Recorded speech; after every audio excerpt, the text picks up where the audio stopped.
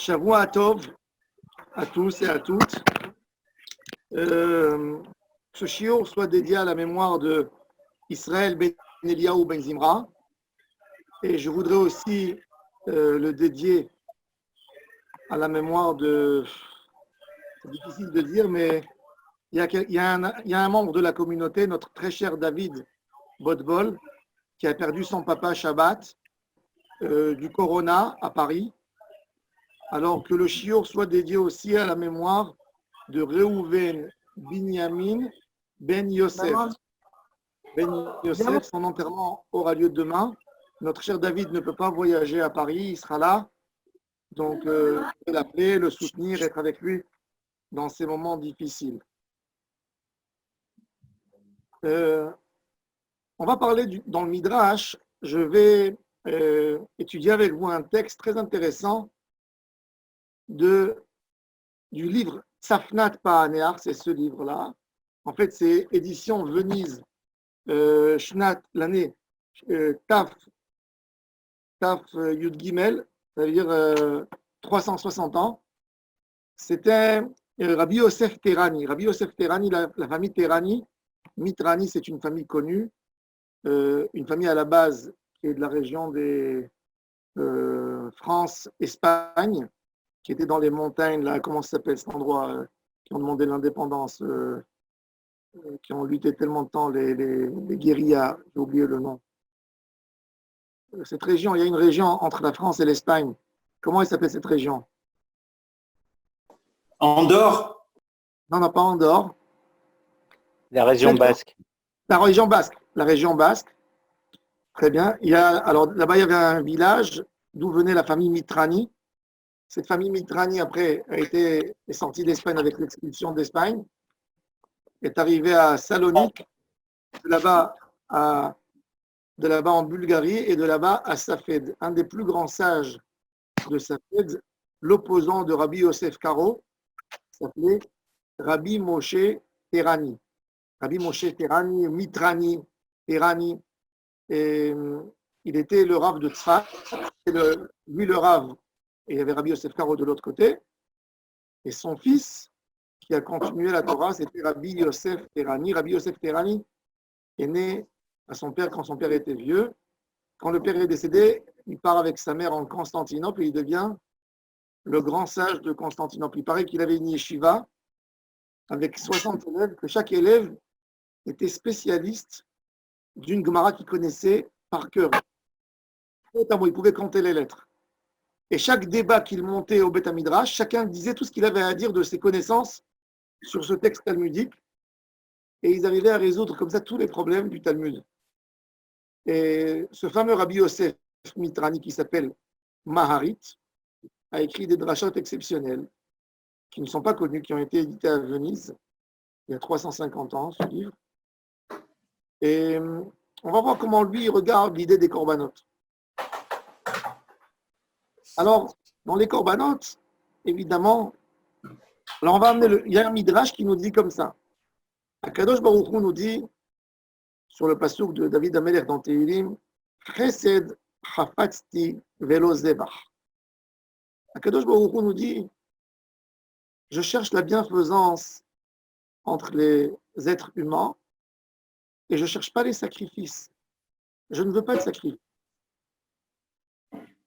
Chesed sha'atem osim ze im ze, yoter mikol hakorbanot v'da'at Elohim me'ulot. V'da'at Elohim me'ulot. Le chesed que vous faites les uns avec les autres, la bienfaisance que vous faites les uns avec les autres, est bien meilleure que tous les sacrifices que vous pouvez amener. Et on amène une citation, Chesed chafatzti velo zevach, Kadosh Baruch Hu dit, un acte de chesed est mieux que les 1000 sacrifices que le roi Salomon a sacrifiés au moment de l'inauguration du temple. Le Rambam, dans le Guide des Égarés, on va voir maintenant, on va bien résoudre une fois pour toutes le problème du Rambam dans le Guide des Égarés, parce qu'il y a beaucoup d'avis, il y a beaucoup de commentateurs qui n'ont pas vraiment compris ce que le Rambam a écrit dans le Guide des Égarés. le Rambam dans le Guide des Égarés, je vous dis ce qu'il a écrit. Et après, on va voir les questions du Ramban, de Nachmani. On va voir ce qu'on a répondu. On va voir quelle était la vraie kavana du Rambam. Alors, le Rambam dans le Guide des Égarés, troisième partie, chapitre 46, il dit comme ça. Lama makrivim korbanot, lefi she'amitzrim hayu rovdim mazal tale, vehi to'evat kol mitzrayim. Il dit, dans les korbanot, on a deux types de sacrifices. On a le mouton qui devient bélier, et on a de la grosse bétail, la vache, le taureau. Il dit, ces deux types de petites bétail et de grosses bétail sont une base d'idolâtrie des deux plus grandes nations à l'époque dans le monde, l'Égypte et les hindous. Et il amène le Rambam à son époque, les hindous, Vekitot min hatsaba, ovdim les shedim kidmut seirim. Ve'anshe hodu lo yishchatu abakar ad hayom umavdilim ze meod. Les hindous qui ne touchent pas la grosse bétail et qui la servent. Et donc le Rambam il a dit, comme première explication, prends cet avodazara des Égyptiens, égorge-la pour Dieu. Ça, c'est la première raison que le Rambam a écrit dans le Guide des Égarés. Le Rambam s'énerve. Comment on peut dire une chose pareille? On sait que la Kadosh Baruch Hu, avant qu'il y avait l'idolâtrie dans le monde, il a déjà ordonné sur les sacrifices. C'était le premier qui a eu un ordre d'Hachem pour sacrifier. Noé, Kadosh Baruch Hu lui dit, tu prendras des animaux, il doit dire les animaux purs et impurs. Les purs, il faudrait prendre 7 et 7 parce qu'il a sacrifié après. Donc l'idée du sacrifice était bien avant que les Égyptiens étaient là, bien avant que les hindous ont été là, avant qu'il y avait toute l'idolâtrie, il y avait déjà la notion d'amener des sacrifices. Donc si le sacrifice il est fait que pour nous séparer de l'idolâtrie, il n'aurait pas dû avoir lieu au moment de Noé. Ça, c'est la première question du Ramban. Deuxième question, c'est qu'il amène, il y a eu une volonté personnelle d'un homme. La première personne qui a sacrifié un sacrifice était Caïn. Caïn qui a amené le premier sacrifice. Bon, lui, il a amené des déchets, des choses qui lui restaient. Et puis Abel, un meilleur sacrifice à améliorer. Et la jalousie de Caïn et de Abel, et Caïn a tué Abel. Ça, c'est ce que le Ramban pose comme question. On va voir après ce qu'il va expliquer Ramban.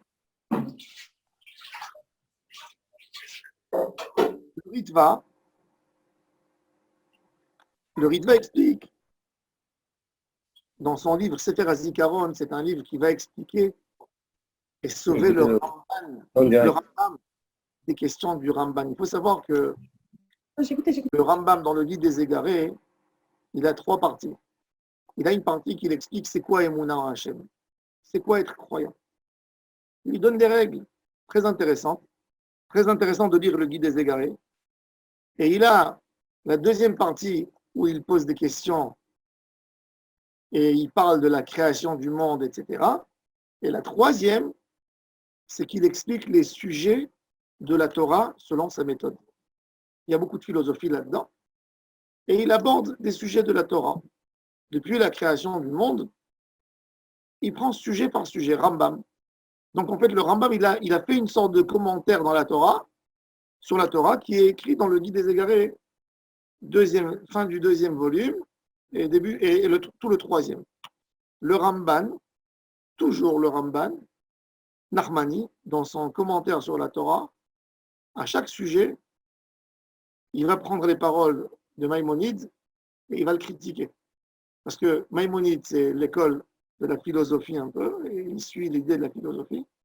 Et Ramban, il vient du côté Kabbalah. Évidemment, il y a beaucoup de débats. Très intéressant. Et il y a eu des livres comme le Rambam, c'est notre grand possèque, notre vénère Rambam. Les sages des générations d'après, ils sont venus essayer de justifier et d'enlever les plaintes du Ramban sur Rambam. Alors, un de ces commentateurs, d'ailleurs, il y avait un grand sage qui s'appelait Rabbi Ephraim Ankawa, qui est enterré à Tlemcen, en Algérie. C'était un des expulsés d'Espagne, qui a écrit un livre entier qui s'appelle Sha'ar Kevod Hashem. Sha'ar Kevod Hashem, tout le but de ce livre, Sha'ar Kevod Hashem, c'est de répondre à toutes les questions de Nachmanide sur Maïmonide. Et il y a eu un autre livre de Rabbi Yom Tov El-Ashvili. El-Ashvili, ça veut dire de Séville.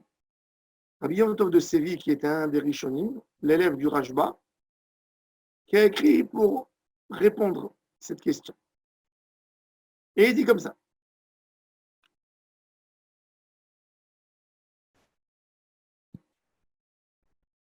Le Rambam, ce qu'il a écrit dans le Guide des Égarés, chapitre 46, il a écrit une autre raison dans le chapitre 35 d'avant. Qu'est-ce qu'il a écrit? Là-bas, il a écrit un autre point très intéressant. Qu'à l'époque, dans le monde entier, c'était très fréquent l'idée du sacrifice. Sacrifier était très important et tout le monde amenait des sacrifices. Akadosh Baruch Hu ne pouvait pas dire aux Juifs qu'ils peuvent le servir d'un autre moyen. C'est comme si tu dirais aujourd'hui à un Juif, il va venir même un prophète, il va dire, c'est pas la peine de prier, d'aller à la synagogue pour parler avec Dieu, il suffit que tu aies une réflexion et une bonne pensée, ça suffit. On ne va pas l'accepter. C'est inacceptable. Alors il dit à l'époque, si Dieu demandait un engagement à l'humanité, ça pouvait être qu'un sacrifice. Comme si, quelque part, Dieu ne veut pas du sacrifice parce que c'est une invention des hommes. Mais bon, puisque tout le monde amène des sacrifices, alors amenez-vous aussi. Si vous voulez me servir, amenez-moi tel et tel sacrifice. Lui, il ne veut pas le sacrifice. Mais puisque c'est devenu un comportement de l'humanité entière, ben, il faut amener le sacrifice. Ça, le Rambam a écrit dans le Guide des Égarés, chapitre 35, troisième partie, chapitre 35. Dans la chapitre 46, il a écrit là-bas, c'est comme si on prenait les idoles des Égyptiens et des Hindous et on les annule en les sacrifiant à Dieu. Et donc, et il explique là-bas le Ritva, que le Icar du Tam des Corbanotes, c'est ce qu'il a écrit dans le chapitre 35 et 32.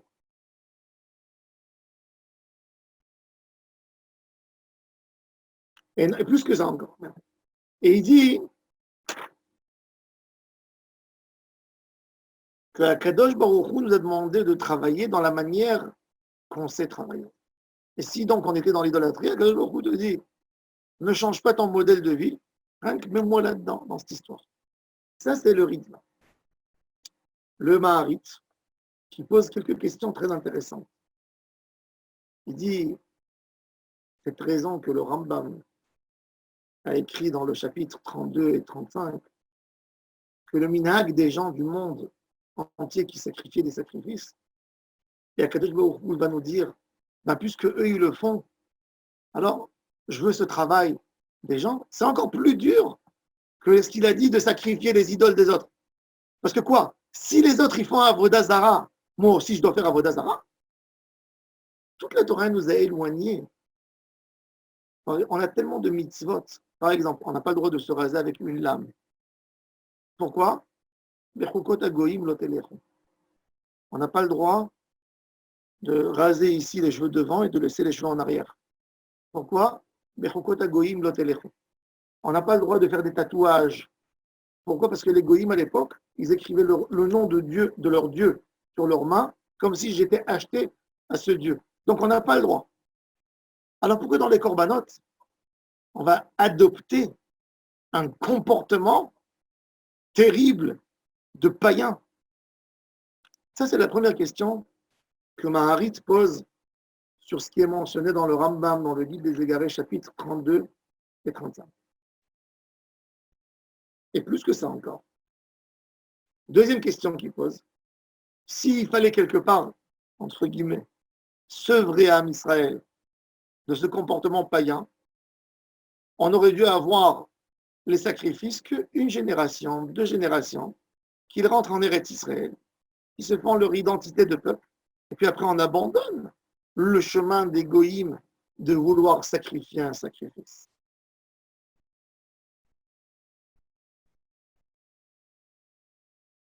Et on sait que le but, c'était même pas le tabernacle, c'était le temple.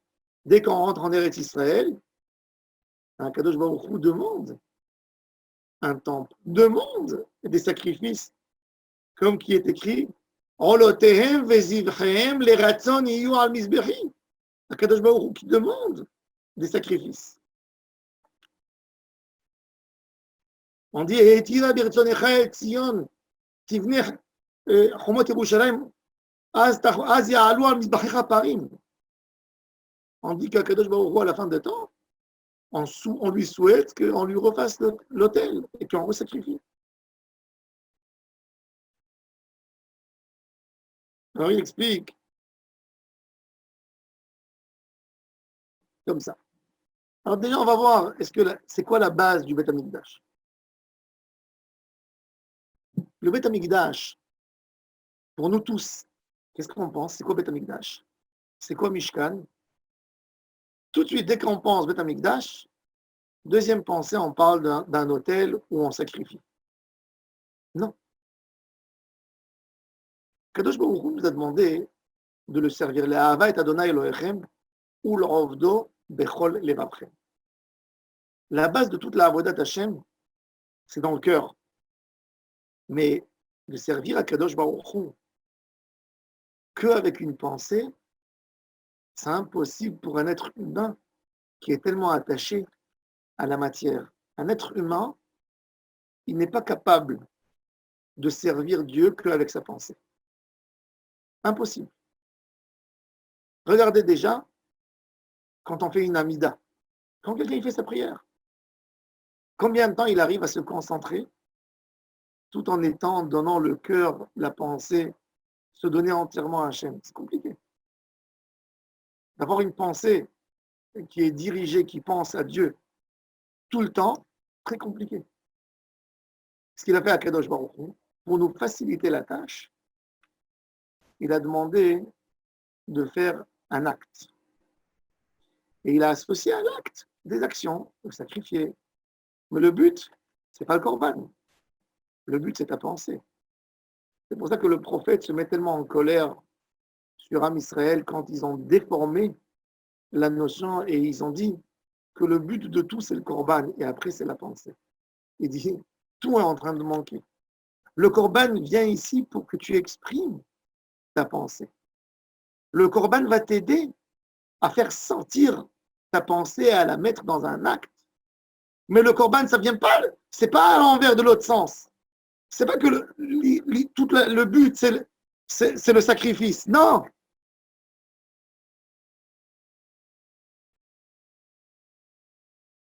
Il dit, et ça, c'était la première idée d'Akadosh Baruch. L'Organisation mondiale de la santé, qui appelle désormais à tester plus massivement. Il a dit test, test, test. Notamment à l'approche du déconfinement. Notamment. Il y a ici quelqu'un qui a son micro ouvert.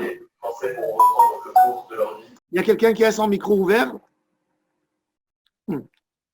Ara, vous pouvez tout fermer, tous les micros, si vous voulez, avec votre système. Je peux pas, j'ai essayé. Je ne peux pas parce que je ne sais pas pourquoi on ne peut pas. Dommage. Peu importe. Avraham Avinu, Adam Arishon, tout ce qu'il cherchait à faire, c'était de se donner complètement à Kadosh Baruch Hu. Qu'est-ce qu'ils ont fait? À l'époque, les hommes étaient tous bergers. Les hommes étaient des bergers, des agriculteurs. Et quand l'homme voulait marquer quelque chose pour qu'il se donne complètement à son créateur, il l'a amené une preuve. C'était quoi la preuve? C'était qu'il est prêt de prendre le plus bel animal qu'il avait et de le sacrifier, se priver de quelque chose. C'est pour ça d'ailleurs que jusqu'aujourd'hui on dit le sens de se sacrifier. Se sacrifier, ça veut dire donner quelque chose qui est très important pour toi, le donner pour l'autre.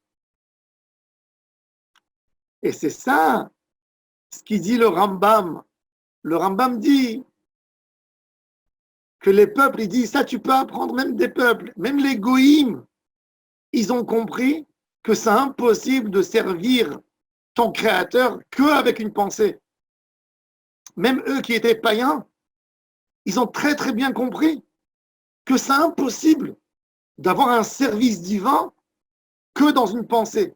Tu peux jamais dire, ben, j'aime Dieu moi, mais c'est dans mon cœur, c'est personnel entre moi et Dieu. Et ça c'est la réponse pour beaucoup de personnes qui disent, ben, pour être un croyant, pour être un serviteur de Dieu, il suffit d'être un gentilhomme et de lui accorder une place dans mon cœur. Il y a beaucoup de gens qui te disent, moi, je crois en Dieu, ça suffit. Mon cœur est propre. Moi, je l'aime, je lui parle. Non, ça ne suffit pas, monsieur. Il faut un acte. Il faut que tu prouves que tu te prives de quelque chose pour lui. Il faut que ça ne peut pas rester que dans le cadre de la pensée de l'homme. Il faut l'accrocher à un acte fort, puissant, influent. Le Rambam n'a pas dit que la raison qu'on amène des corbanotes, c'est parce que les goy amènent des corbanotes. Non.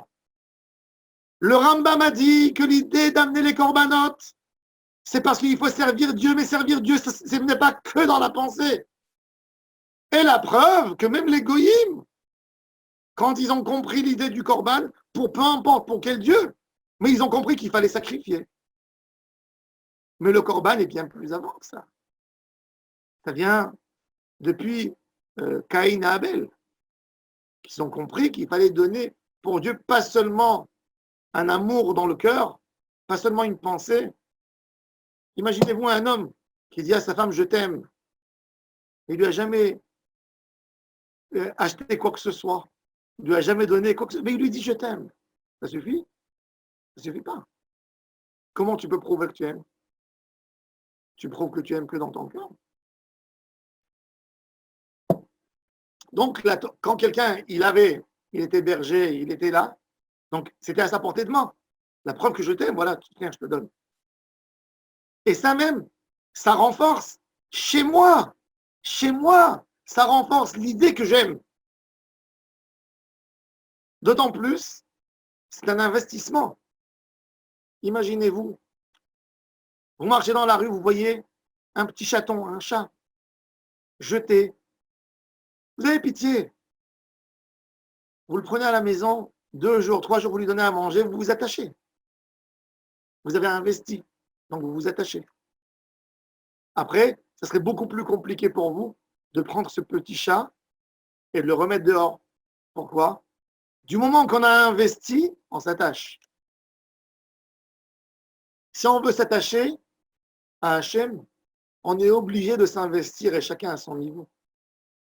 Il est évident que Akadosh Baruch Hu ne nous a pas demandé, ce n'est pas une recette de s'approcher à Hachem, d'amener 2 moutons et 3 béliers et 2 taureaux. Non. Chacun de donner, de sacrifier, de donner quelque chose de soi. Mais de donner quelque chose de soi à un niveau très puissant, très fort.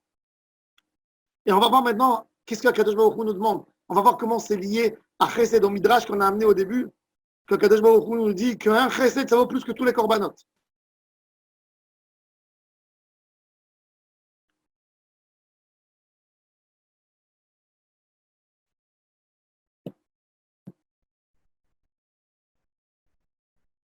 Il dit maintenant,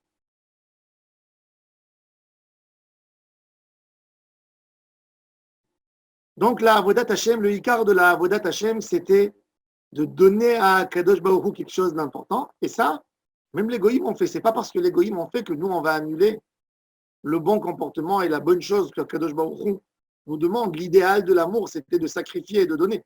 Donc, puisque l'idéal de l'amour, c'est de sacrifier et de donner, on le donne bien à Akadosh Baruch Hu et on n'a pas dû annuler pour ça. Ce n'est pas un acte, ce n'est pas quelque chose qui a été inventé par l'égoïme. C'est très, très humain de cadrer, de donner, de mettre tes pensées, de leur donner une forme, de donner quelque chose à Hachem.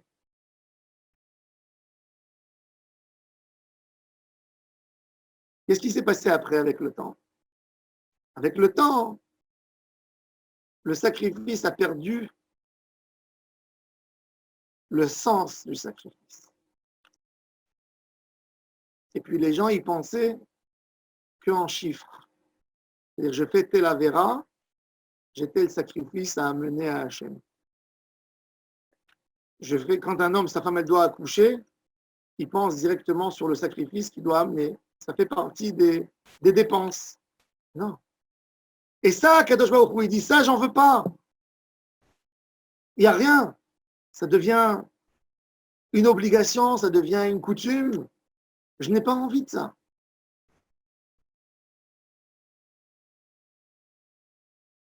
Akadosh Baruch Hu nous dit que la kavana rishona, c'est avoda chez Balev. Les hava et Hashem Elohechem ou l'ovdo. Et c'est pour ça qu'aujourd'hui, la Gemara, elle dit que pourquoi on fait les tfilotes comme dans les moments des corbanotes. Il dit ne pense jamais que la tfila, elle vient remplacer le korban. La tfila, elle est toujours là. La tfila, c'est l'idée du korban. La tfila, c'est la première idée que Akadosh Baruch Hu cherche. C'est le rapprochement à Hachem dans ton cœur. Comment tu vas montrer que tu es proche? Avec le fait que tu as amené un korban. Mais la première idée, c'est la tfila. La première idée, c'est la parole avec Hachem. Et c'est ce qu'il dit le prophète. Le prophète, il s'énerve. Il s'énerve, il dit, regardez ce qu'est-ce qu'il dit. Befiv ou bisfatav kibduni, velibo richak mimeni, vatiye yiratam oti mitzvat anashim melumada. Des fois même la tfila, malheureusement, celle qui remplace les corbanotes, on l'a rendue comme un korban. Il n'y a pas l'amour là-dedans. Il y a l'obligation de la prière. Ah, je n'ai pas encore fait ma tefila. Donc, dans 5 minutes, ça y est, je passe le temps de la prière. Allez, je rentre faire la prière. Akadosh Baruch Hu dit, je ne veux pas de cette tefila. Avec tes paroles, tu me fais des louanges, tu me dis Elohenu, le Seigneur. Mais ton cœur, il est où ton cœur? Velibor ichak mimeni. Tu fais exactement comme les gens qui amenaient des sacrifices. Mais le sacrifice chez eux, c'était une idée, il fallait sacrifier. Il n'y a pas d'honneur d'Hachem là-dedans. Il n'y a pas d'amour pour Hachem.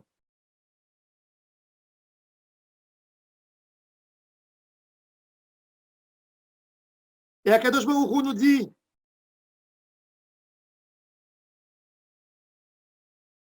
la preuve. C'est quoi la plus grande preuve?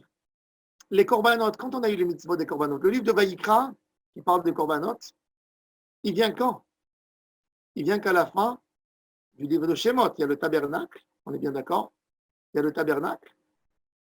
Et après, on a le livre, les lois des corbanotes, des sacrifices. Mais si on regarderait, qu'est-ce qu'il y a eu quand on est sorti d'Égypte? On a eu 10 commandements. On est devant le mont Sinaï.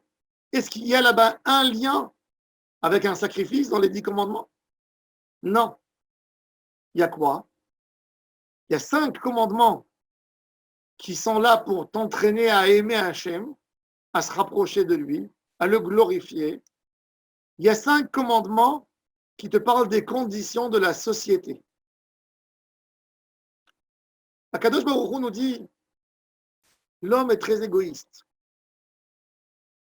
Et quand l'homme, suite à la Torah, il respecte son proche, ça veut dire il comprend qu'on n'est pas dans un monde où le fort doit résister. La règle du monde, la règle de la nature, malheureusement, nous montre que c'est le fort qui résiste. C'est pour ça, dans les moments de guerre ou dans des moments terribles, comme des épidémies, qu'est-ce qu'on voit qui se passe devant nos yeux? On va voir des gens, des êtres humains, qui vont se comporter d'une manière bizarre, pour ne pas dire autre chose. La semaine dernière, ils ont écrit dans le journal qu'en Espagne, il y a eu des soldats qui sont rentrés dans une maison de retraite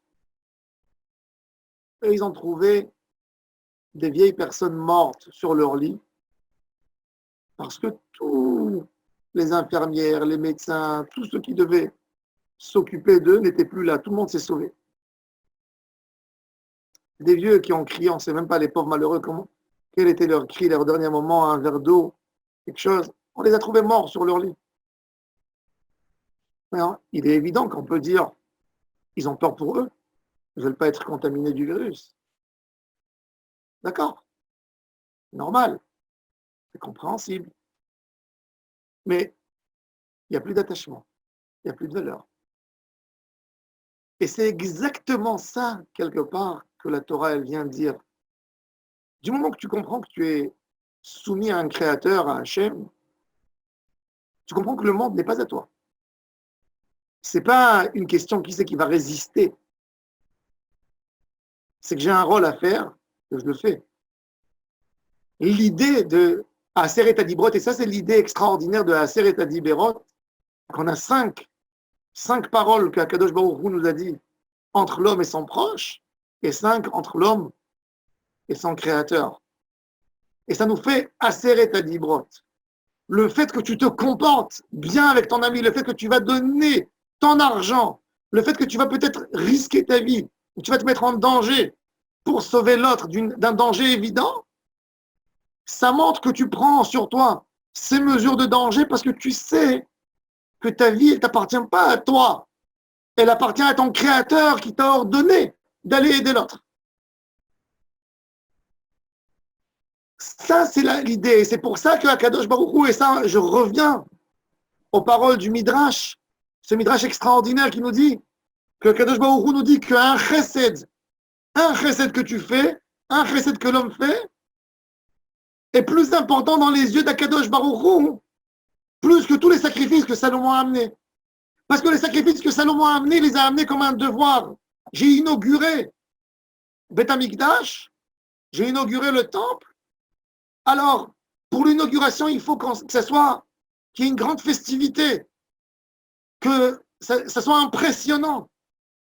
Mais l'idée de l'attachement spirituel manque dans tous ces corbanotes. Et c'est pour ça qu'il te dit à Kadosh Baruch Hu, un acte de bienfaisance avec ton ami, avec ton proche, est plus importante que 1000 corbanotes. Avraham Avinu.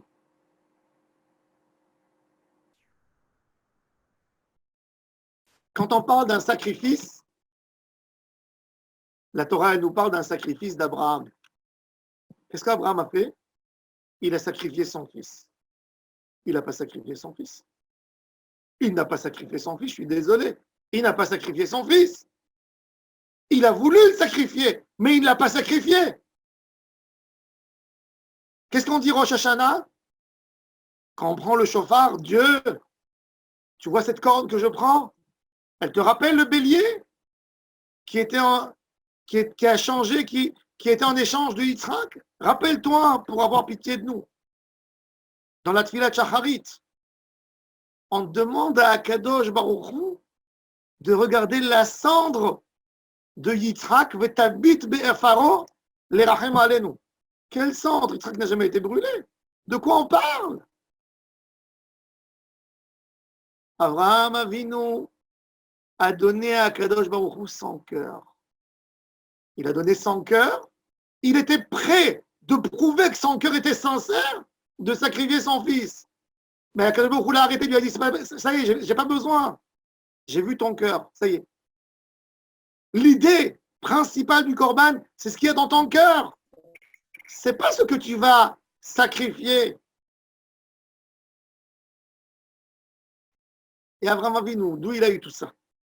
Par le chesed.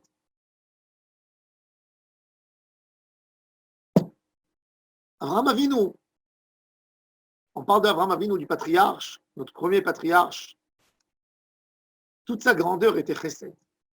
Toute la avodat Hashem d'Abraham Avinu, elle tournait jour et nuit autour du chesed. Un homme qui est là, qui se prive de tout pour faire un sourire chez l'autre. Un homme que dans la 3e jour de sa circoncision, il est malade, mais il est malade pas parce qu'il souffre aussi, mais ce qui lui fait mal le plus, c'est qu'il n'y a personne. Et il sort dehors pour chercher des gens. Et Akadosh Baruch Hu lui envoie en miracle 3 anges qui viennent comme des passagers et il les fait rentrer chez lui à la maison. Et il leur égorge et il leur donne. Il ne peut pas vivre s'il n'a pas fait du bien à son entourage. C'est que cet homme, c'est qu'un homme comme ça qui a pu faire cette merveille de la Akedat Yitzhak, qui était prêt de se priver de quelque chose qui était tellement cher à ses yeux, son fils unique, Yitzhak, qui lui est né quand il avait 100 ans. Et c'est ça ce que Akadosh Baruch Hu veut, ce cœur d'Abraham. Pas le sacrifice d'Abraham. Abraham n'a jamais sacrifié. Il a sacrifié un bélier, il n'a pas sacrifié son fils. On amène un autre parallèle à Abraham. Le roi Saül. Le roi Saül, il a été oint. Par qui? Par le prophète Samuel. Samuel lui a dit, Akadosh Baruch Hu te demande de faire la guerre avec Amalek. C'est qui Amalek? Amalek, c'est un peuple qui va lutter contre la bienfaisance des uns aux autres. Amalek, c'est l'idée, le meilleur commentateur de Amalek, c'est Hitler, dans Mein Kampf. La théorie de Hitler et des nazis, c'est la race. La meilleure race va gagner, va être forte, va prendre le monde entier. Et il faut renforcer la meilleure race. Ça, c'est Hitler. C'est-à-dire que pour Hitler, il écrit d'ailleurs, il dit que Dieu préserve. Quand il y a un enfant handicapé dans une famille, il dit, eh bien celui-là, il va détruire sa famille. Pourquoi? Parce que sa maman ne peut pas aller travailler parce qu'elle a un enfant handicapé à la maison, il faut qu'elle soit là pour être avec lui. Ses frères, ils n'auront pas des heures libres pour aller jouer, pour devenir fort, pour pouvoir faire de l'argent, parce que chacun, par son tour, il doit aller surveiller son frère. Donc, qu'est-ce qu'il faut faire pour lui? Il faut liquider le malheureux, il faut le tuer. Et Hitler dit, ma guerre, c'est contre le peuple qui a dit que quand tu vois un pauvre, tu arrêtes tout et tu l'aides. Et il dit donc, c'est les Juifs qui font vivre les malheureux dans le monde. Et c'est pour ça qu'il a tellement voulu faire la guerre contre Am Israël. Quand Hitler était en train de perdre la guerre de partout, à la fin, en 43, 44, qu'est-ce qui l'occupe le plus? Les Juifs. Il faut vite, il faut se dépêcher, il faut tuer plus et plus de Juifs. Il a perdu des centaines de milliers de soldats à Stalingrad. Il a perdu dans tous les fronts. Et ce qui l'intéresse, c'est Auschwitz. Le feu, tuer plus, augmenter la dose. Et le roi Saül, ben, il faut éliminer cette idée de Amalek du monde. Et c'est pour ça qu'Akadosh Baruch Hu a demandé au roi Saül d'aller faire la guerre contre Amalek. Zacharti et Hataim et Amalek, va faire la guerre. Ok, on va faire la guerre contre Amalek. On va faire la guerre contre Amalek. Akadosh Baruch Hu dit, et Samuel dit à Saül, il faut détruire tout, il ne faut rien laisser de Amalek. Il ne faut pas qu'il y ait le nom d'Amalek dans le monde. Samuel est chez lui à la maison et Akadosh Baruch Hu vient chez Samuel en prophétie et lui dit, Saül a enfreint mon ordre. Lui, le peuple, en tirait profit, on fait la guerre. Et ils ont tiré profit de la guerre de Amalek. Ils ont pris des choses. Ils n'ont pas exterminé totalement Amalek. Samuel vient, il va voir Saül. Il dit à Saül, alors, comment était la guerre? Et Saül lui dit, Baruch Hashem, j'ai fait la volonté d'Hachem, j'ai exterminé Amalek. Et Samuel dit à Saül, Uma kolatson ve'abakar asher anochi shomea. C'est quoi ces voix? C'est quoi ces voix d'animaux que j'entends? C'est bien Amalek. Chamal ha'am al metavatson, qu'est-ce que tu veux? Le peuple a eu pitié. J'ai pris ces moutons pour les sacrifier devant Dieu dans le tabernacle. Comme ça, il dit à Samuel. Et qu'est-ce qu'il lui dit, Samuel, quand il dit ça? Ki hatat kesem meri ve'aven utrafim haftzar. Il lui dit ce que tu es en train de faire. Tu es en train de faire de la avodah zara, de l'idolâtrie. Il dit, qui t'a demandé de le faire? De vouloir donner un cadeau à Hachem et en même temps, tu transgresses la parole d'Hachem, ça ne s'appelle pas de faire la volonté d'Hachem. Ça ne s'appelle pas de faire la volonté d'Hachem. On a envie de faire la volonté d'Hachem en trahissant Hachem. Ça ne s'appelle pas faire la volonté d'Hachem. Il dit c'est un kesem. Un kesem, c'est un kosem. C'est un mechachef. Il essaye de faire quelque chose. Il veut créer quelque chose dans le monde, mais contre la volonté d'Hachem. Et c'est quoi Haftar? Il dit tu es en train de supplier Hachem qui reçoit ce qu'il n'aime pas. Alors il dit, ça sert à quoi d'amener ces sacrifices? Si Hachem n'aime pas ce que tu es en train de faire, ça sert à quoi? L'idée du Corban, c'est de donner ton cœur d'abord. Et si tu n'as pas donné ton cœur à Hachem Itbarach, si tu n'as pas donné ton cœur à Hachem Itbarach, ça ne t'aidera à rien d'amener des sacrifices.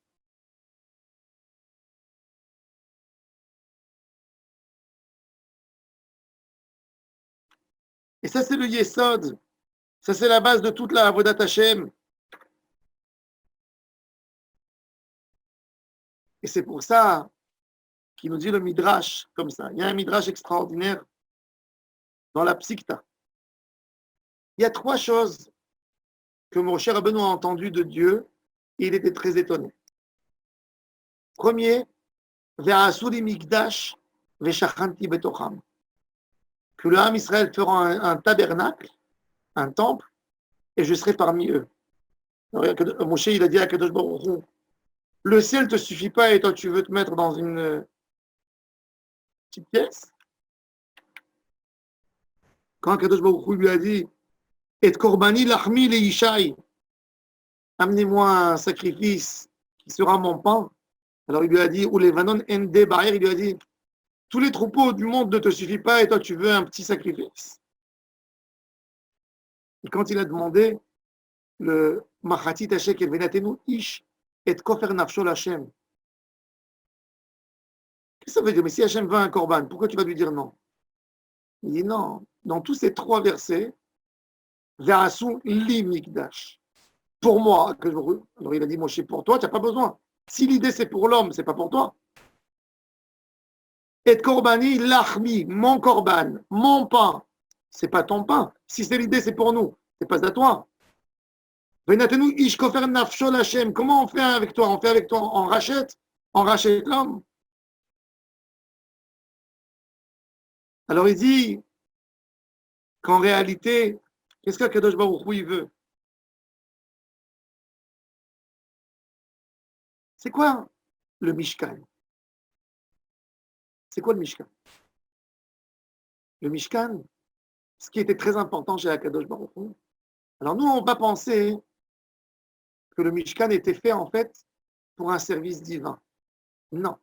Le Mishkan était un moyen d'unifier tout un Israël. Dans l'histoire, la faute du veau d'or, un Israël, imaginez-vous, pense tous que Moshe est mort. Chacun des Juifs, quand il pense que Moshe est mort, il se dit comment moi je résiste. Comment je résiste? Chacun s'éloigne de l'autre. Qu'est-ce qu'il a fait pour pardonner le Chet à Hegel? Le manque d'Emouna, il fait séparer les hommes. Alors, Akadosh Baruch Hu, qu'est-ce qu'il a fait? Il a dit à mon cher Rabbeinu, c'est quelque chose qui va unir tout le monde autour d'un service divin. Mishkan. Ve'asuli Migdash, Mishkan, ve'shachanti betocham. Chacun va amener quelque chose, va se priver de quelque chose pour moi. Pour montrer son cœur, à quel point il veut me donner son cœur.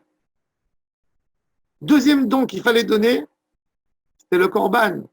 Mais ce n'était pas un korban que chacun allait faire un concours avec l'autre. On va donner Machatit Shekel.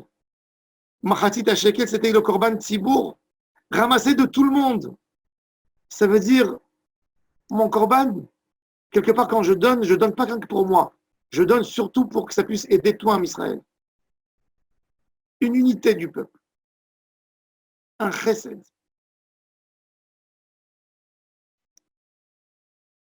Et ça, c'était les Adanim.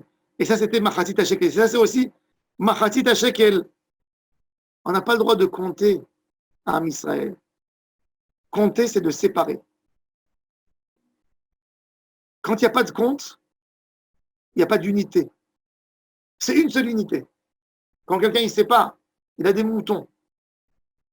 Un enfant qui a des billes.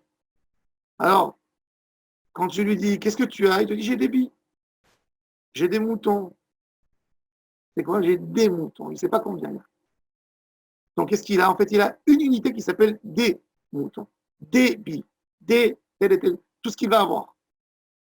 Quand il va les compter, il va les séparer les uns des autres. Et il va dire, j'ai 1000 unités, j'ai 1500 unités. Il va les séparer. La séparation. Qu'est-ce qu'il fait Moshe? Il te dit non. Le but de compter, c'est que pour donner la particularité à chacun dans sa avodat Hashem. Mais c'est jamais pour séparer. Et c'est pour ça que vous allez redonner tous de l'argent qu'on va associer dans le korban de tout un Israël de nouveau. On revient au midrash que j'ai mentionné au début du shiur. Amar Kadosh Baruch Hu, je préfère un chesed que 1000 sacrifices. Même le chesed, la bienfaisance entre l'homme, c'est une soumission à Kadosh Baruch Hu. C'est ça, et c'est au nom de cette soumission que je viens aider. Ça, c'est le tachlit de tout. Ça, c'est le tachlit de la avodat Hashem. Quand nous, on demande à Kadosh Baruch Hu de nous construire le Tamigdash B'mera B'Yameinu, d'amener des corbanotes. Qu'est-ce qu'on demande? On ne demande pas les corbanotes. On demande le cœur. Le cœur pour faire avodat Hashem. On demande ce cœur de re-avoir le cœur pour Hashem. Ça, c'est la base de tout. L'unité du peuple. L'unité du Ham Israël. Ça, c'est le tachlit de la avodat Hashem. Pas confondre. Même la tfila, l'essentiel, ce n'est pas les mots que tu vas prononcer. L'essentiel de la tfila, c'est la kavana. Parce que les paroles, c'est comme le korban. Mais s'il n'y a pas de kavana, un korban qu'on a sacrifié, et on n'a pas pensé qu'il fasse son but d'approchement à Hachem, ce korban, il n'est pas sacrifié. Si le Kohen, quand il a égorgé le korban, après le korban qu'il a égorgé, il te dit, je suis désolé, j'ai pensé sur quelque chose d'autre quand j'ai égorgé, il faut prendre ce korban, le brûler, pas sur l'autel. Parce que le tachlit, c'est l'idée. Le Ramban donne une autre explication. Il dit que le korban, c'était pour te dire, j'aurais dû avoir le sort de cet animal et je ne l'ai pas eu. Bon, on va élargir une autre fois sur le Ramban. Mais ça, c'est l'idée principale que le Rambam a dit dans le Guide des Égarés. Dans le Guide des Égarés, ce que le Rambam a dit, ce n'est pas qu'il fallait faire copier les goïms. C'est qu'il te dit que même le goï, le plus simple, il comprend que quand on donne quelque chose à son Dieu, peu importe quel Dieu, il faut donner le cœur. Ici, à la fin, l'humanité est oubliée. Et c'est devenu un festival, c'est devenu un carnaval, c'est devenu une fête où on jette un sacrifice dans le feu. Rien de tout cela. Le tout d'abord, c'est l'amour. L'amour à Hachem. Et le Beth Amikdash, le troisième, qui sera construit, il n'y aura pas beaucoup de sacrifices. L'idée principale, l'idée qui va nous conduire, nous tous, dans ce Beth Amikdash, ce sera de donner le cœur à Hachem Yitbarach. Hachem nous aide quand on donne chacun son cœur et que ces paroles de Torah qu'on a fait soient dédiées à la mémoire de Israël ben Eliyahu ben Zimra, Ruach Adonai tenichenu began Eden, et qui soient aussi à la mémoire de Reuven Binyamin Bodbo, le père de David, Zichrono Livracha, qui nous a quitté ce Shabbat, que son âme pose en paix, et que Hachem nous aide pardon, et qu'on traverse cette époque difficile, Bezrat Hachem, et que déjà Pessah, on se retrouve, on espère une Géoula, Amen, pour toi, Israël.